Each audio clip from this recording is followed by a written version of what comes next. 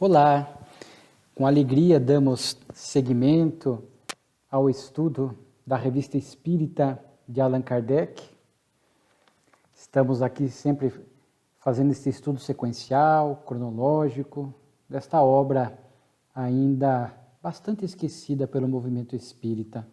Sempre que iniciamos o estudo, fazemos com profunda gratidão a Allan Kardec e desejando que vocês que nos acompanham sintam este interesse de buscar a Revista Espírita na íntegra, sempre a título de complementação dos estudos que a doutrina espírita nos propicia. Hoje, abordando a revista de março de 1864. São 13 artigos que compõem a revista.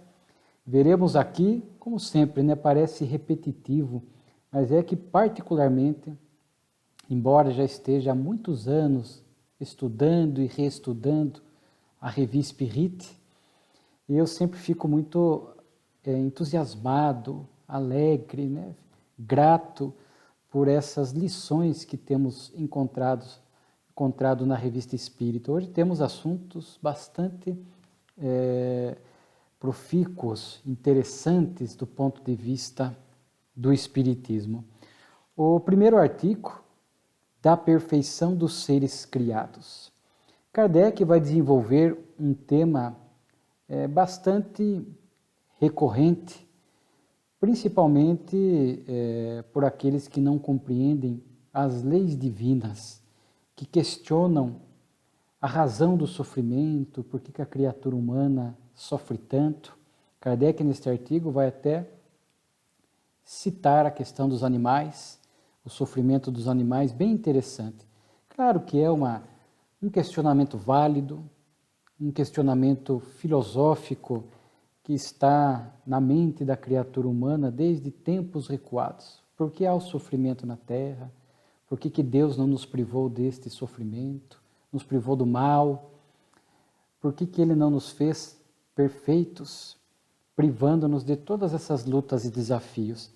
Então, Kardec traz inicialmente esta indagação e, naturalmente, desenvolve o tema dentro da lucidez que o Espiritismo nos propicia.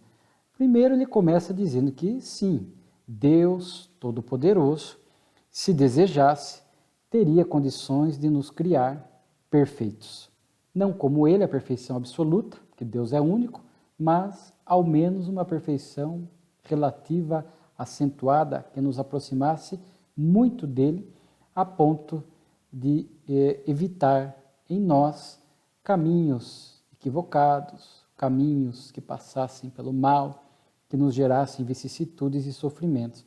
Mas, diz Kardec, Deus também é sabedoria plena, soberana sabedoria, na expressão de Kardec, de forma que se Ele fez assim, nos criou simples e ignorantes, é porque Ele entende que é o melhor para nós. As melhores experiências seriam propiciadas para a nossa evolução. Kardec diz que nós, seres humanos, ainda em nossa pequenez espiritual, nem deveríamos, nem teríamos condições de questionar a divindade nesse tópico, até porque a nossa visão é muito limitada.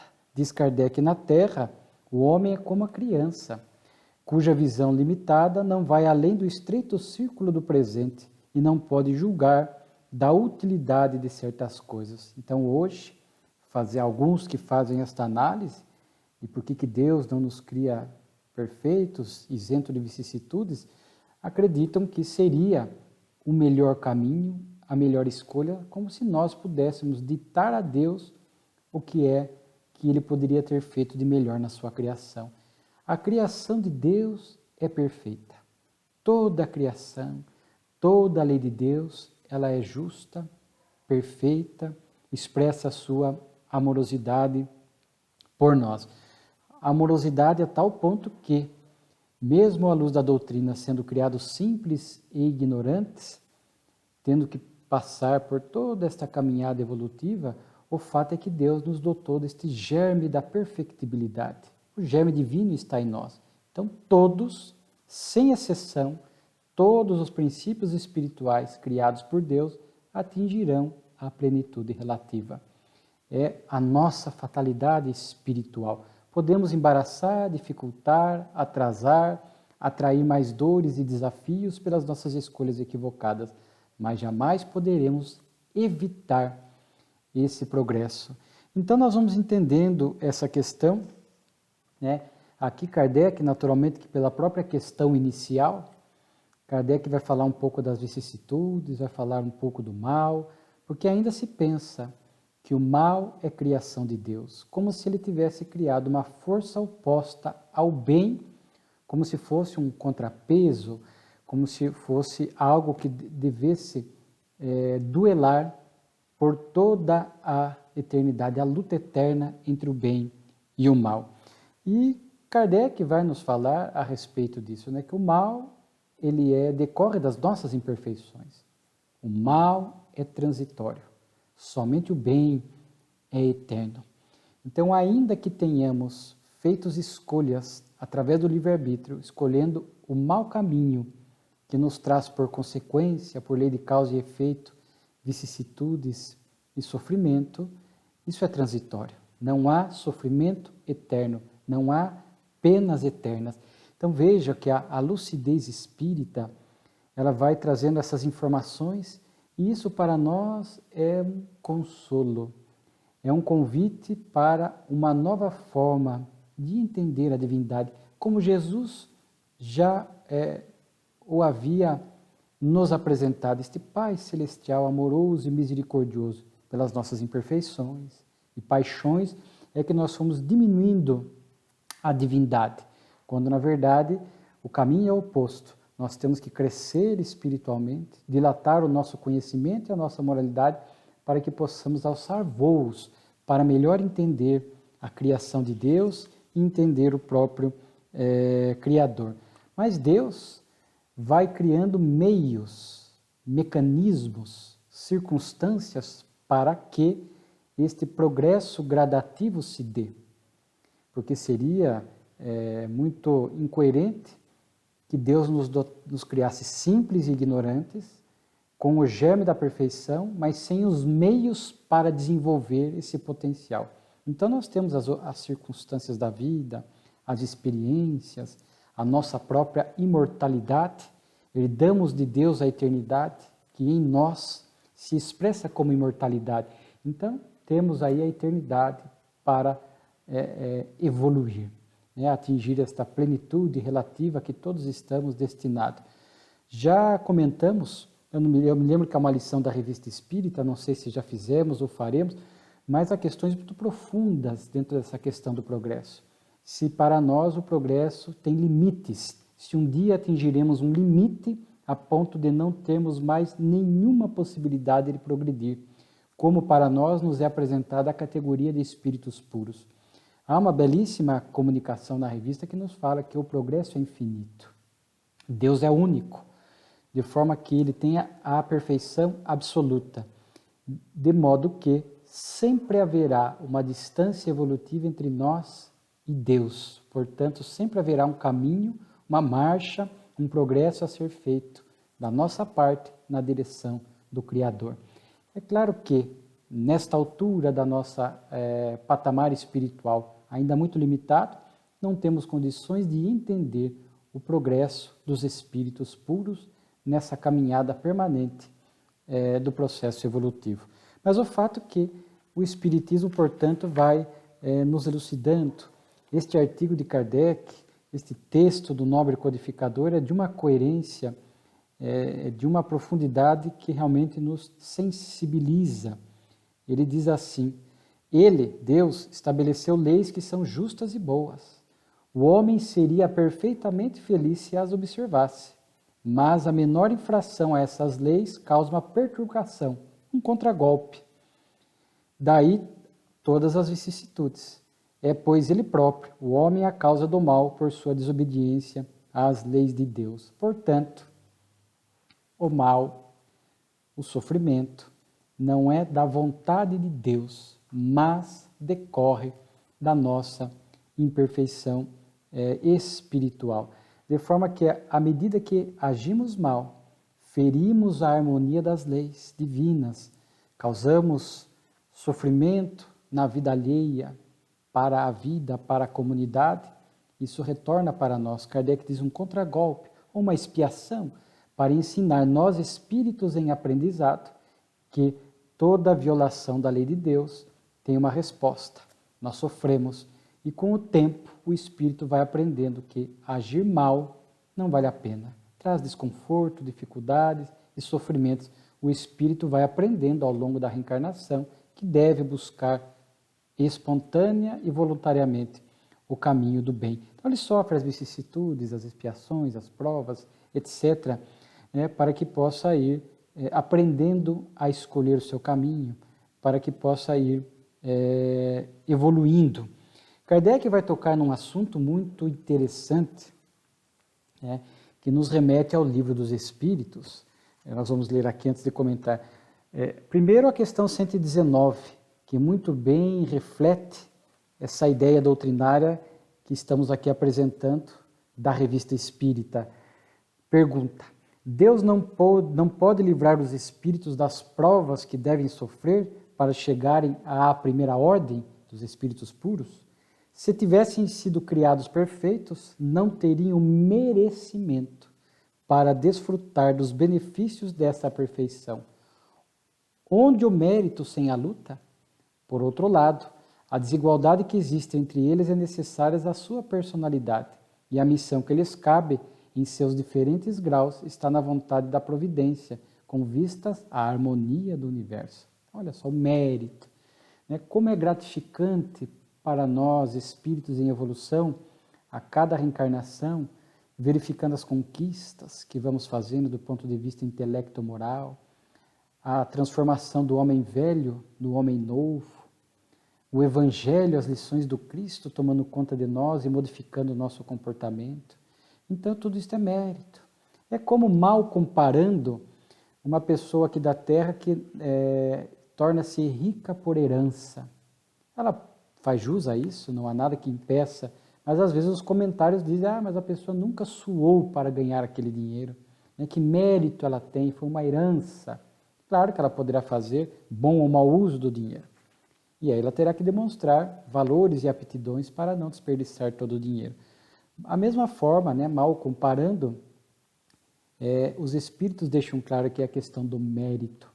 E até porque, aqui na resposta dos espíritos, está falando a questão da harmonia do universo, as desigualdades. Todo mundo perfeito seria um suplício, porque ninguém teria que ajudar ninguém. Não havia tarefas a serem executadas pelos espíritos, que ficariam no repouso eterno ou na ociosidade eterna, questão 675 ou 678 do Livro dos Espíritos, quando cuida da lei do trabalho, seria um suplício para os espíritos, não ter uma ocupação, não ter uma utilidade. Todo mundo perfeito, ao lado de Deus, seria realmente algo que a doutrina espírita nos mostra que não teria qualquer sentido. A desigualdade também decorre desta ocupação, para que os mais evoluídos sempre possam ajudar aqueles que estão ainda na retaguarda espiritual. Mas outro ponto crucial, poderíamos pensar, então todos os espíritos passam pela fieira do mal? E essa é a questão 120 do Livro dos Espíritos. E olha que beleza de resposta que está no texto aqui da revista. Não pela fieira do mal, mas pela da ignorância.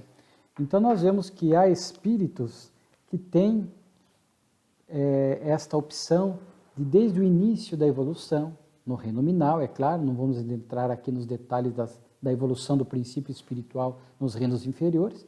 O reino nominal, quando surge o pensamento contínuo, o livre-arbítrio, o senso moral, enfim, há espíritos que, desde o início, fazem a opção pelo caminho do bem. Então, o mal não é um caminho obrigatório. Todos os espíritos devem passar por ele. mas a fieira é da ignorância, porque todos somos criados simples e ignorantes. Na fala de Kardec, muito bela, né? Ele diz aqui, todos passamos pela inferioridade intelectual, pela infância espiritual, nesse sentido, mas há espíritos, é uma exceção, não é a regra, que desde o início, pelo livre-arbítrio, acabam fazendo a opção pelo caminho mais ajustado, mais acertado, como nós temos referência dos espíritos sobre Jesus, que teria sido um espírito assim, lá no seu passado, enquanto ainda espírito, antes de ser espírito puro, passando por outros orbes, pelas muitas moradas da casa do Pai, sua evolução não se deu aqui na Terra, porque desde a formação da Terra, ele já era o governador espiritual, já pertencia, segundo Emmanuel, obra A Caminho da Luz, à comunidade de espíritos puros. Então vejo, inclusive na revista Espírita, vimos um caso assim. Na revista de outubro de 62, o espírito Arsène Gautier, que é um espírito que, segundo os espíritos ali estavam narrando, ainda não era um espírito puro, nem muito evoluído, mas já era um espírito que estava aí no caminho mediano, mas que desde o início do reino nominal já estava fazendo escolhas adequadas e fazia a sua evolução pelo caminho do bem. Então é um texto assim muito interessante, essa questão do mérito, vale a pena a gente destacar, né? De forma que até Kardec coloca aqui, alguns poderão ainda questionar, compreende-se que Deus não tenha criado os espíritos perfeitos, mas se julgou a propósito submetê-los todos à lei do progresso, não teria podido, ao menos, criá-los felizes sem submeter às misérias da vida? Então vejo, é a visão incompleta ou distorcida do sofrimento, como se fosse algo sempre indesejado. A gente não aprendemos ainda a tirar as lições das vicissitudes. Não é castigo de Deus, é decorrência da lei de causa e efeito. Não é da vontade de Deus, mas ele criou leis perfeitas, a lei de causa e efeito. Então, assim nós vamos aprendendo, né, através do erro que gera respostas desafiadoras, lições ásperas, o espírito vai aprendendo. Então, o sofrimento, como dizem os espíritos, é a nossa mestra, a nossa professora, mas não o sofrimento masoquista, em que nós vamos procurar voluntariamente, vamos acentuar o sofrimento, quanto mais sofrer, melhor. Não, é um pensamento muito distorcido, mas aquelas vicissitudes que vão surgindo naturalmente em nossa vida, e aí nós vamos entendendo que é um alerta, é uma mestra, está nos corrigindo, nos educando. Se a causa não está nesta vida, está em vidas transatas, daí a reencarnação, exprimindo a justiça divina. Então é um tema que vai naturalmente nos remetendo a outros temas da doutrina espírita, mas a essência aqui deste texto está muito bem elucidado por Kardec, e ele toca num assunto muito interessante a respeito do sofrimento dos animais. E ele próprio diz que a questão dos animais, ainda naquela época, era um grande desafio, um grande enigma, porque os espíritos não haviam ainda revelado muitas coisas a respeito dos animais. E aqui merece um parênteses, talvez já tenhamos comentado. Determinados temas que começaram a surgir no início da revista espírita, seja por cartas ou por comunicações espirituais, Kardec percebeu que ele aguçava muita curiosidade e talvez distraísse os espíritas da época das questões centrais da doutrina. Os espíritos estavam mais preocupados naquele primeiro momento, no momento da codificação, da missão de Kardec, de trazer as bases, os princípios fundamentais da doutrina espírita. Por isso ela não estaria fechada e ao longo do tempo, oportunamente, viriam outros espíritos complementar, trazer lições novas em épocas apropriadas, mas sempre fiel às bases doutrinárias e respeitando a universalidade dos ensinos, como disse Kardec. O codificador percebeu que essa questão dos animais, que o espírito Jorge, ou Georget, como falam alguns, havia trazido no início da revista, começou a aguçar muita curiosidade, muitas cartas, a pluralidade dos mundos habitados, vidas em Marte, vida em Júpiter, vida em Vênus. E Kardec percebe-se que depois de um tempo, ele meio que colocou esses assuntos meio de stand-by, meio pausou, porque ele percebeu que outros temas centrais das bases da doutrina mereciam prioridade e destaque. Então ele próprio, a questão dos animais, depois ele botou uma pausa e entendendo que haviam outros assuntos mais importantes. Agora nós temos a mediunidade do Chico, Ivone do Amaral Pereira, Divaldo Franco e outros médicos que descortinaram mais informações, vieram oportunamente, posteriormente. Aqui nesse texto eu destaco a lucidez do Kardec, porque ele diz assim, muitos temas que as pessoas aguardavam nossa fala, nós não cedemos a nenhuma pressão e deixamos o silêncio, porque cada coisa vinha a seu tempo. Se Kardec quisesse, se ele quisesse cuidar de tudo, não haveria tempo, né? E talvez comprometesse a parte central da sua tarefa. Então ele sabia do que deveria cuidar e do que ficaria a posteriori. E a questão do sofrimento dos animais, hoje nós temos algumas obras que cuidam.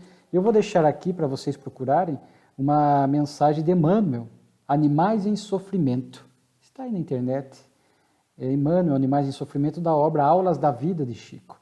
E ele vai falar para nós que os animais não têm provas, né? O Kardec fala isso, não tem provas, expiações a sofrer, eles ainda não têm o senso moral, não têm a responsabilidade do ato que praticam. Quando um animal devora o outro por instinto de conservação, não gera expiação. Mas o sofrimento já é para os animais oportunidade evolutiva, que nós, na nossa limitação, não entendemos.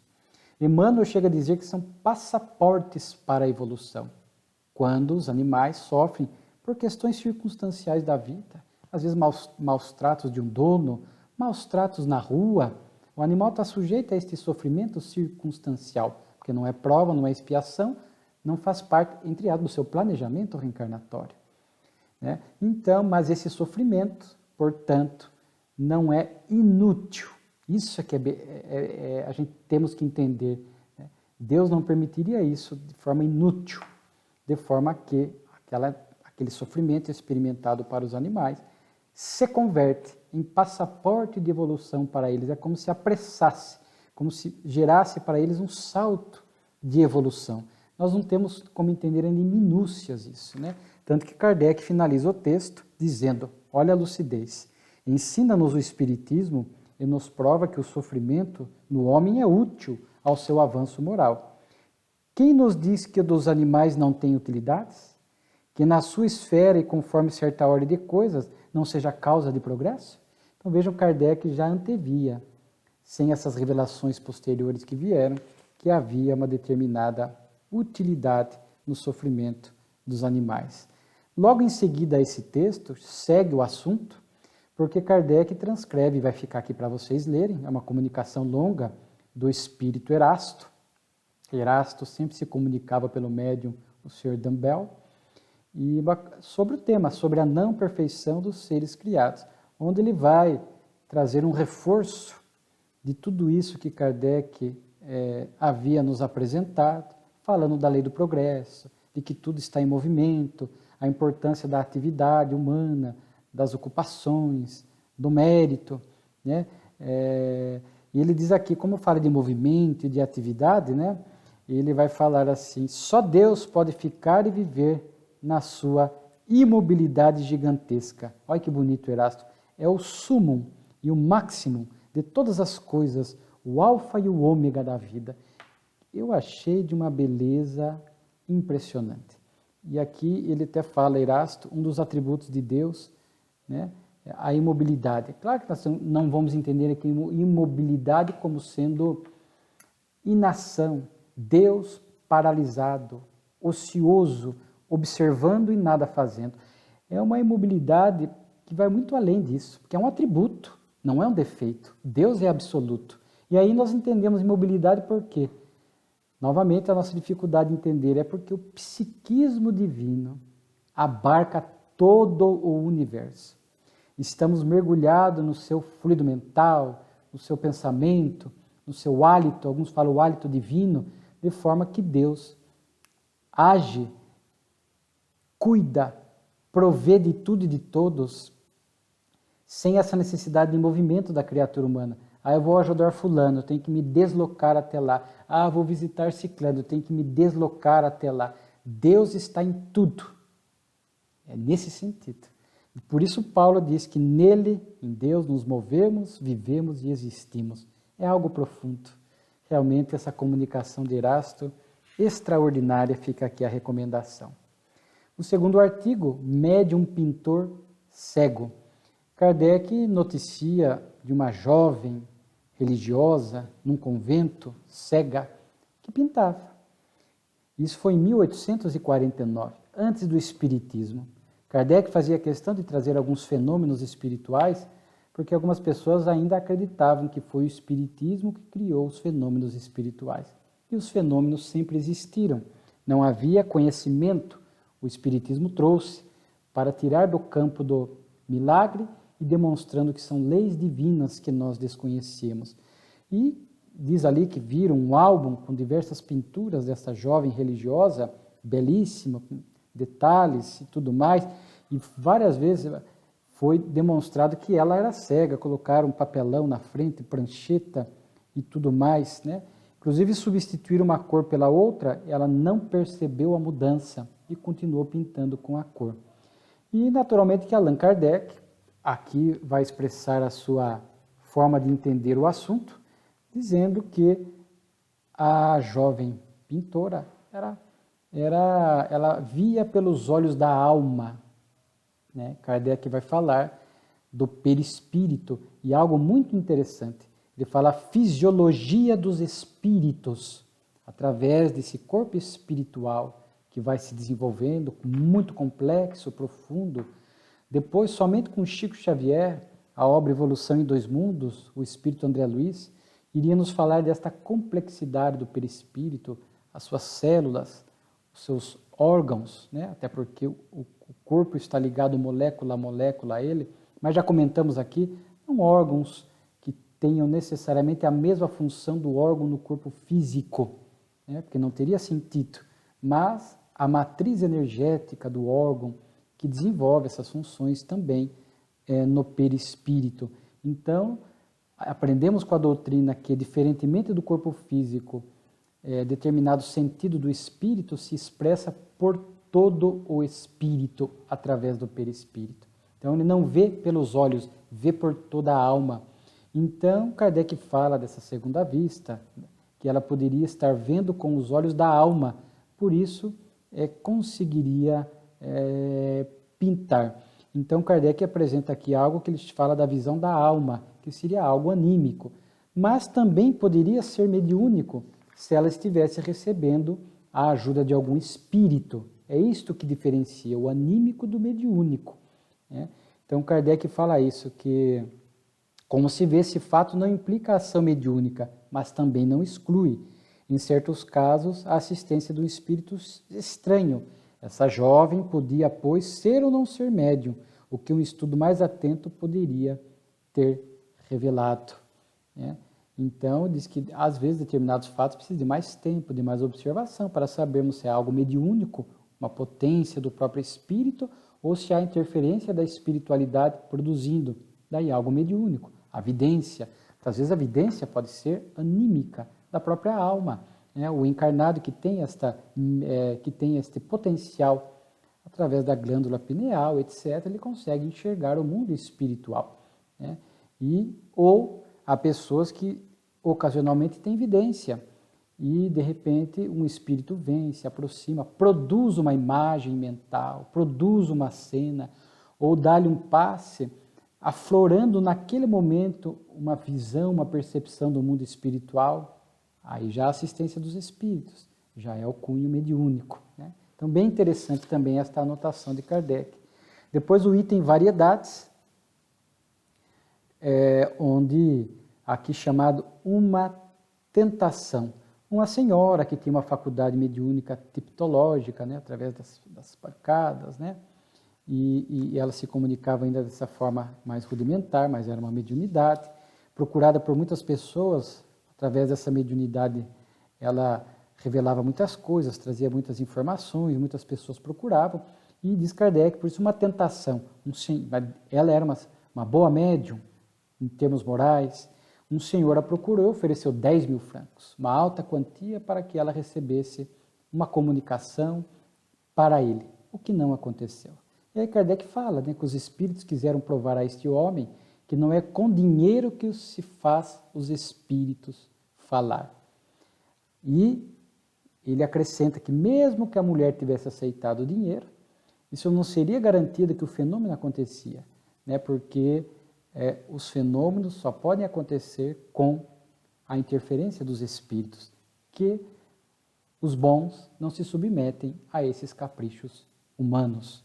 Né? Sempre depende, portanto, a mediunidade de um concurso do espírito, conforme falamos agora há pouco, de forma que ninguém pode afiançar nenhum médium, por isso a questão econômica, que vai produzir tal fenômeno mediúnico, tal dia ou tal hora, porque ele não tem esse poder sobre os espíritos. Alguns charlatões criam, falseiam para ganhar dinheiro. Né? Kardec também combatia o charlatanismo e as fraudes, etc. Mas sabemos que envolveu dinheiro, outros interesses, os bons espíritos se afastam, talvez até alguns espíritos levianos se aproximem por outros interesses e talvez se utilizando da faculdade do espírito possam até produzir um fenômeno, mas um fenômeno ou uma comunicação destituída da verdade, uma comunicação às vezes que causa desordem, sofrimento, comunicações que às vezes vão mais atrapalhar do que ajudar. Kardec reforça aqui neste artigo que realmente os valores que se destacam e se devem se destacar na mediunidade é a humildade, o devotamento, o desinteresse e a abnegação. São qualidades do médium amado pelos bons espíritos. Então fica aqui sempre este conselho para aqueles que buscam a mediunidade. São qualidades morais que vemos em Chico, Divaldo, Ivone, Raul, e tantos médiuns que realmente mantêm esta sintonia com os bons espíritos. Chico já está no mundo espiritual, Dona Ivone, do Amaral Pereira também, mas eram qualidades morais que garantiam esta boa assistência espiritual que refletia na qualidade exuberante das obras, das comunicações que os espíritos produziam através desses notáveis médiuns. Manifestações de Poitiers. Vimos em fevereiro de 64 aquela rua, aquele local com barulho de fuzis, de tiros, que não se sabia se eram pessoas brincando, fraude, se de fato existia. Kardec só complementa, trazendo uma notícia de que, de fato, identificou-se que foram ali, às escondidas, e o fenômeno, o barulho dos tiros acontecia, de fuzis, e não tinha fumaça, não tinha cheiro de pólvora, não via ninguém ali produzindo esta brincadeira, se fosse, de forma que alguns chegam a questionar se de fato acontecia. E Kardec aqui sugere que pode ser mediúnico, porque existem os ruídos, né? Não se percebe luz, nem fumaça, nem cheiro. Os fatos foram constatados por pessoas mais dignas de fé, pelo inquérito da polícia e da Guarda Civil, a pedido da família do senhor Conde de O, que era onde aconteciam esses barulhos e incomodavam. Então, que Kardec só faz uma narrativa nesse sentido em complemento a esta notícia que já havíamos noticiado no exemplar passado da Revista Espírita, que comprova a existência dos espíritos, a interação deles com o mundo físico e muitas vezes produzindo fenômenos dessa natureza para impressionar os encarnados e chamar a atenção para essa realidade espiritual. Também uma continuação da revista passada, Kardec traz A Jovem Obsedada de Marmande, onde ali foi narrado uma jovem obsediada recebeu a ajuda dos espíritas daquela localidade, que através de preces a ela e ao espírito obsessor, que sempre dizemos, é um irmão nosso de caminhada, também merece este cuidado, este acolhimento afetivo e fraternal, foi evocado e moralizado. Então, Kardec aqui cita a carta de uma autoridade religiosa, desdenhando, combatendo isso. Kardec diz, ao invés de agradecer, em nome da caridade, por uma jovem ter se libertado de um sofrimento, de uma influência espiritual perniciosa, que aqui é um acréscimo meu. O Evangelho está cheio dos endemoniados, dos possessos. Ao invés da autoridade agradecer a Deus pela libertação do sofrimento, ainda fez um pouco de troça e ataques, né? Inclusive, Kardec diz aqui, usando expressões chulas e infelizes, diz assim no texto que atacou, né? O primeiro engraxate que aparecer poderá então, se for médium, evocar o membro de uma família honrada? Isto é trampolinice, é besteira, carpinteiros, marceneiros, que sei mais o quê? Quer dizer, desdenhando de certas profissões, né? De forma que Kardec, no seu texto aqui, sempre com profunda lucidez e amorosidade, mantendo a elevação característica do nobre codificador, ele vai falar, interessante, né? Ele cita engraxates, cita aqui carpinteiros, marceneiros. Aliás, se esqueceu, senhor cura, que Jesus era carpinteiro? E que seus apóstolos eram todos pobres artífices ou pescadores?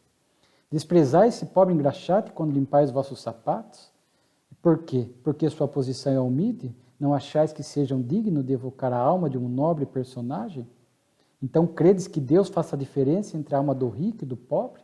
Então, veja só, Kardec faz aqui mais uma observação de cunho moral pelas palavras duras de uma autoridade religiosa que deveria, por ser um religioso, ser mais suave, mais doce e mais equilibrada, né? Aqui, resumo da pastoral do senhor bispo de Strasbourg, também era algo nesse sentido, um texto de um bispo, dizendo que os fenômenos espirituais, as mesas girantes, os espíritos batedores, as evocações, são artifícios do diabo, do demônio, né? E aí, isso é um velho argumento que Kardec já havia rebatido diversas vezes, né? E aqui o que nos chama a atenção neste artigo é a moralidade de Kardec. Já o dissemos que a revista Espírita estampa para nós de forma bem visível este lado caridoso de Kardec, né? E ele diz aqui que, olha, vou ler textualmente, censurando nos adversários a inconveniência de palavras e as pessoas, os espíritas não devem incorrer na mesma falta. A moderação fez a sua força. Nós os aconselhamos a não fugir disto. Em nome dos princípios espíritas e no interesse da causa, dedicamos de toda a solidariedade com toda polêmica agressiva e inconveniente, venha de onde vier. Então veja o exemplo de Kardec, um pedido aos espíritas que nos atinge até hoje. Moderação, diz Kardec. Então, diante dos ataques, das calúnias, das agressividades, não só contra a doutrina, mas contra nós, aqui no sentido amplo, né? Moderação significa prudência, equilíbrio, serenidade, não agir por instinto, por descontrole emocional. Venha de onde vier o ataque, a incompreensão. Às vezes vem do próprio companheiro espírita, do próprio companheiro de templo religioso, vem da própria família, às vezes de pessoas que nós não esperávamos, né? Estamos aí, às vezes vivemos a época de polarizações de ideias políticas, de saúde, né? E temos que seguir este pedido de Kardec, que ele dava o exemplo. A revista Espírita testemunha isso. Kardec é um exemplo de moderação, de solidariedade, de serenidade, jamais revidando o mal com o mal. Então, que esta palavra de Kardec realmente sirva de convite moral para que possamos também proceder dessa forma. Uma rainha médium traz até uma personagem conhecida, né? Personagem aqui é real, né? A rainha Vitória do Reino Unido, lá do século XVIII, né? do século XIX.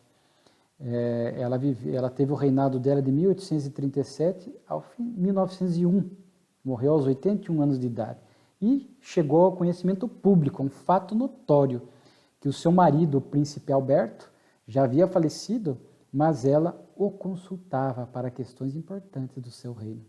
Inclusive, ela diz aqui que é uma questão de guerra, né? Ela diz que iria consultá-lo, quer dizer, fez isto com publicidade. Não tinha receio do que diriam de uma rainha consultando um espírito do seu marido já falecido. Ele morreu em 1861. E ela diz, voltou dizendo que o príncipe se pronunciava contra a guerra. Então, Kardec fala isso, né? Porque ele vai falar da inspiração, né? Porque sabemos que os espíritos nos inspiram, os bons espíritos nos aconselham para o bem, né? Mas ele diz assim, né? Em princípio, os espíritos não nos vêm conduzir às andeiras. O objetivo de suas instruções é nos tornar melhores, dar fé aos que não têm, e não de nos poupar do trabalho de pensar por nós. Já comentamos aqui, né, essa questão da inspiração. Pode buscar a inspiração, orar, pedir conselho aos espíritos, eles virão nos ajudar, mas não fazer o trabalho por nós. Não trazer pronto, mastigado, porque acabamos de ver a questão da lei do progresso, que o trabalho, o livre-arbítrio, a escolha é nossa, tem que ser. Se os espíritos trouxessem tudo pronto para nós, qual o mérito das nossas escolhas? Né? Então Kardec cita esse fato primeiro, uma rainha Vitória, conhecida, que com coragem, publicamente, disse que pediu pausa, espera um pouco, eu vou consultar o meu marido falecido. Então não teve receio de nenhuma rejeição de outras pessoas em relação a isso. Então é um fato verídico. O intercâmbio, a relação entre os espíritos e os encarnados, mas não podemos fazer disto uma dependência. Tudo que se faz consulta os espíritos. É bem possível que ela tivesse bastante moderação nisso, nas coisas mais centrais, uma inspiração. Os espíritos trazem a ideia, deve passar pelo crivo da nossa razão, porque nem todos os espíritos provêm de Deus, como disse o evangelista João, por isso há espíritos que aproveitam esta via da inspiração para causar desordem, perturbação. Então, sempre aceitarmos como se fosse uma opinião e passar pelo nosso crivo. Né? A inspiração existe, ela é real, os bons espíritos sempre que podem, desde que criemos condições, o silêncio interior, a prece, virão o nosso anjo da guarda, os espíritos familiares, os benfeitores, virão sim em nosso socorro para nos ajudar. Participação espírita, um artigo bem pequeno, é apenas uma nota de um falecimento, onde constou que Deus Todo-Poderoso e Misericordioso e os bons espíritos se dignem acolhê-lo favoravelmente. Para a época era algo notável, porque a coragem da família fazer constar essa profissão de fé, como diz Kardec, publicamente, porque consta que Deus e os bons espíritos se dignem em acolhê-lo, ou seja, já revelava ali a sua, a família, né? A predileção pelo espiritismo. O artigo Senhor Home em Roma, também já citamos no estudo passado, inclusive esta conclusão de que o Senhor Home acabou sendo expulso mesmo de Roma por conta do medo de que ele pudesse produzir os fenômenos e que não interessaria a determinada religião. Né? Antes de finalizar, vou só sair da ordem aqui para finalizar com um assunto mais assim, importante, que eu reputo que às vezes a gente tem que selecionar aqui. Kardec ainda traz notícias bibliográficas, dois periódicos, que lembra que nós falamos, a felicidade de Kardec de ver outros periódicos falando sobre espiritismo. Isso contribuía para a difusão da ideia espírita, não mais centralizada apenas em Kardec, né? E era natural que isso acontecesse. Então ele cita da Sociedade Espírita de Turim, na Itália, uma publicação mensal, e também mais um novo jornal, porque o espiritismo em Lyon, Bordeaux, era grandioso o movimento, né? Mais um jornal em Bordeaux que divulgava a ideia espírita. E ele cita aqui, né, também uma obra que está no prelo, que seria, nós vamos ver no próximo estudo, possivelmente ele vai falar aqui sobre, possivelmente não, né, o Evangelho segundo o Espiritismo, né, que foi lançado em abril de 64. Isso veremos na próxima estudo. E necrologia do senhor Mathieu, realmente era um espírita parisiense conhecido, né? Kardec aqui presta sua homenagem a esse espírito. Sua doçura e a honorabilidade de seu caráter o fizeram estimar e lamentar por todos que o conheceram. Né? Então Kardec faz esta nota de falecimento. E nós temos aqui instruções dos espíritos, né? A parte das comunicações espirituais também. Aqui é muito interessante. É longo, são 3 comunicações. com o título aqui, Jacquard e Vaucanson. 2 espíritos, 3 comunicações de Joseph Jacquard, que foi um criador da máquina para fabricar tecidos, ali acho que, se não me falha a memória, do século XVIII, e Vaucanson também foi um inventor e um artista francês do século XVIII. Aqui as comunicações vão falar justamente do surgimento de máquinas que substituíam o trabalho braçal, o trabalho humano pesado, insalubre, que já começava naquela época. Já era preparativos para a transição planetária. Porque nós vemos que nessa transição, esta automação dos trabalhos vem acontecendo rapidamente. Porque no mundo regenerado, haverá essa prioridade para as questões intelectuais, né?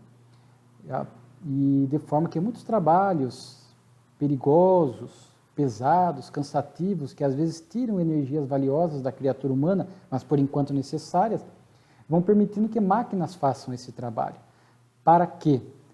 Para que sobre mais tempo para a nossa espiritualização. Vemos máquinas, utensílios que foram surgindo, que facilitam a nossa vida aqui na Terra. Desde o preparar uma refeição que ficou mais rápido, e outros preparativos do nosso dia a dia, do nosso cotidiano, que realmente facilitaram a nossa vida aqui na Terra. Para quê? Ganhamos tempo.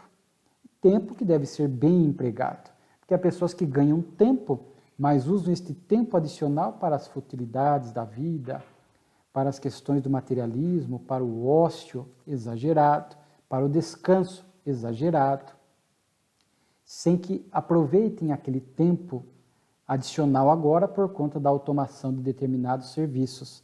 Então, é um artigo assim bastante ousado para a época, diríamos. São 2 comunicações de Jacquard, uma comunicação que ele deu ao médium Lemarie, onde ele fala desta ideia que ele teve de construir uma máquina no tear, para os tecelões, para fazer tecidos, evitando o trabalho de muitas crianças, meninos que trabalhavam na época, né? Então é muito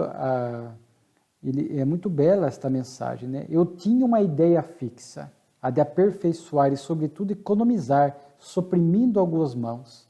Queria simplificar o tear de Vaucanson, que tomava o menino em pouca idade, para dele fazer um pária singular, pálido, mirrado, de ar apatetado, de linguagem burlesca, e que formava uma população à parte em minha cidade natal.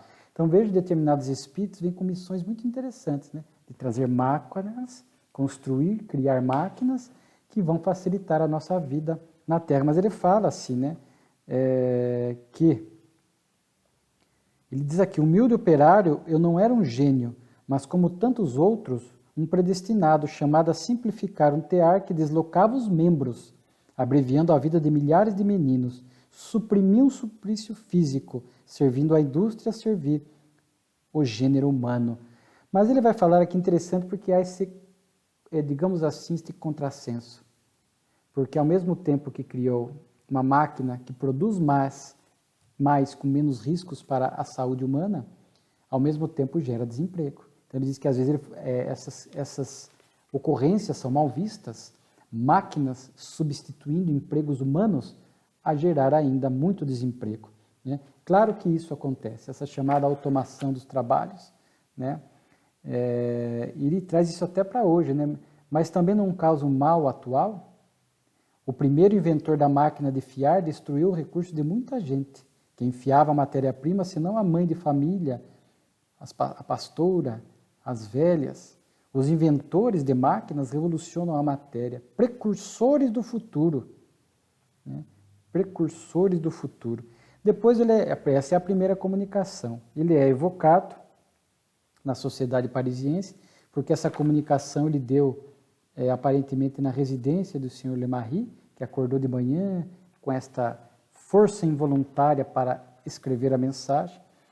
Ele é evocado, confirma isso, né? Dizendo que o médium foi designado pelo espírito de seu avô, né? Que realiza no mundo dos espíritos missão idêntica à dele, né? Então ele é evocado, responde umas perguntas, Em meu tempo, foi a minha invenção que, escravizando mais o tecelão à máquina, pôde regenerar todo o mundo trabalhador. Hoje o Espiritismo entra em uma nova fase, pois é tempo das aspirações generosas, né? E ao mesmo tempo, na sociedade parisiense, o senhor Dumbell recebe uma comunicação de Valcanson, também nesse sentido. Olha que bonito aqui, vou destacar alguns trechos, né? O homem não foi feito para ficar como instrumento ininteligente de produção. Por suas aptidões e seu lugar na criação, por seu destino, é chamado a outra função, que não a de máquina, a um outro papel. Nos limites fixados por seu adiantamento, deve chegar a produzir mais e mais intelectualmente. Emancipar-se desse estado de servilismo e de engrenagem ininteligente. O operário é chamado a tornar-se engenheiro, a ver seus braços laboriosos substituídos por máquinas ativas, mais infatigáveis e precisas. O artífice de tornar-se artista e conduzir o trabalho mecânico por um esforço do pensamento e não mais por um esforço dos braços. Quem importa que 100.000 indivíduos sucumbam quando uma máquina foi descoberta para fazer o trabalho desses 100.000? É no campo da inteligência que, de agora em diante, o homem deve fazer passar a grade e a charrua que fecundam. Todas as nossas reflexões têm um objetivo. Estou sintetizando a mensagem. Demonstrar que ninguém deve gritar contra o progresso, que substitui braços humanos por dispositivos e engrenagens mecânicas. O homem é um agente espiritual que deve chegar, em período não distante, o mundo regenerado, a submeter ao seu serviço, e para todas as operações materiais, a própria matéria, dando-lhe como único motor a inteligência que se expande nos cérebros humanos. Então, estamos nesse tempo de transição. Gera desemprego? Sim, é um momento de transição. Mas, ao mesmo tempo que algumas funções se extinguem pelas máquinas, outros campos de trabalho vão surgindo naturalmente. Claro que este período de transição gera esta necessidade de ajuste. Algumas pessoas permanecem desempregadas por conta disso, o que não é desejado. Claro que sofremos com isto, mas é o progresso. O mundo regenerado, o mundo melhorado, já não podemos mais, já não faz parte mais do mundo melhorado esses trabalhos pesados, insalubres, que demandavam muito tempo. E isto vem acontecendo gradativamente, cada vez mais, esta virtualização, a automação, as inteligências artificiais, o que não vai substituir o contato, o convívio humano. Eu indico uma obra, Atualidade do Pensamento Espírita, de Divaldo Franco, onde o espírito Viana de Carvalho trata ali dessa questão da automação, dos recursos virtuais, se um dia as máquinas vão dominar o mundo, se um dia tudo vai ser feito de forma virtual, se até ali há uma pergunta se os professores um dia serão substituídos pelo homeschool, onde o espírito Viana de Carvalho diz que não. Haverá automação de muitas funções, para que sobre mais tempo para o exercício intelectual, que deve ser exercido com moralidade, dentro de padrões éticos, é claro, mas que a criatura humana sempre sentirá e haverá necessidade do convívio humano. Então, nós não imaginamos um mundo governado por máquinas. Né? Às vezes, teorias da conspiração que as inteligências artificiais vão dominar o mundo. Deus está acima de tudo. Esses filmes de ficção científica são filmes. Achar que um dia as máquinas vão dominar os homens e acabar com a vida na Terra, com a vida humana, não tem razão de ser. Quando olhamos que tudo está sob o controle de Deus, que através desses benfeitores governa, né, preside a vida aqui na Terra, tendo Jesus como o governador espiritual. Então é claro que desemprego, funções que deixam de existir, cursos novos que vão surgindo, profissões cada vez mais neste campo tecnológico, virtual, é claro, repito, estamos sendo convidados a usar mais este potencial intelecto moral e não mais perder tempo com trabalhos que a máquina pode fazer e produzir com mais precisão e com mais produtividade, sobrando mais tempo para as coisas saudáveis e espiritualizadas da vida. Não é só conviver mais, estar mais em família, ajudar mais o próximo, ler uma boa obra, ou seja, convidando-nos a este progresso realmente acentuado no campo espiritual. Então é um momento de transição, cada vez mais, por isso que eu acho que são 3 comunicações assim muito promissoras para a época, belíssimas, fica aqui a recomendação da leitura, né? Mas que estão nos convidando a pensar e que está muito atual, porque nós vivemos este momento de automação, né? Mas sabendo que novos empregos surgirão, novas coisas surgirão, é um mundo regenerado do porvir, é o progresso, que nós não podemos estancar, mas vendo em tudo isso o braço da divindade. Nada acontece por acaso. Como diz aqui, não há mais necessidade de trabalhos que afetam a nossa saúde, trabalhos que, como diz aqui, as máquinas, né, que os trabalhos que os meninos tinham seus membros lesados, sua saúde debilitada, vamos vendo que isso vai sendo substituído por máquinas, que podem fazer muito bem feito. E nós vamos seguindo, dando mais vazão, procurando melhor tempo para o nosso progresso espiritual. Então, a grandiosa Revista Espírita de Kardec. Quanto material, quanta coisa boa. A nossa gratidão.